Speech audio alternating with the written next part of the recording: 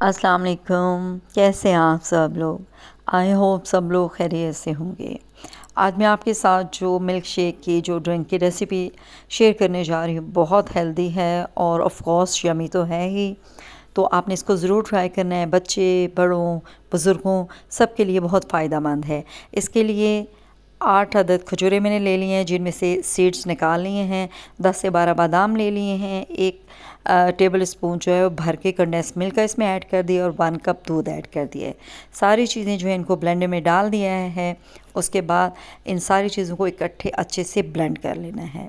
Blend करने के बाद आप एक खूबसूरत सा ग्लास रखिए और ये सारी चीज़ें जो हैं ये उसमें डाल दीजिए और साथ में ही आपने खजूर से इसको डेकोरेट कर देना है। और चूँकि डेट्स एंड आलमंड शेक है तो इसलिए हमने ऊपर इसमें आलमंड भी ऐड कर दिए हैं। और साथ में अगर आपके पास चॉकलेट सिरप है या कैरेमल सॉस है, कोई भी सिरप है, आप उसे डेकोरेट कीजिए। और ये बेहतरीन और बहुत हेल्दी किस्म का ड्रिंक जो है रेडी है। ये आप डेली पिए, अपने बच्चों को दीजिए और आप इसको यकीनन एंजॉय करेंगे। आई होप आपको रेसिपी पसंद आई होगी। अपना ख्याल रखिएगा। अल्लाह।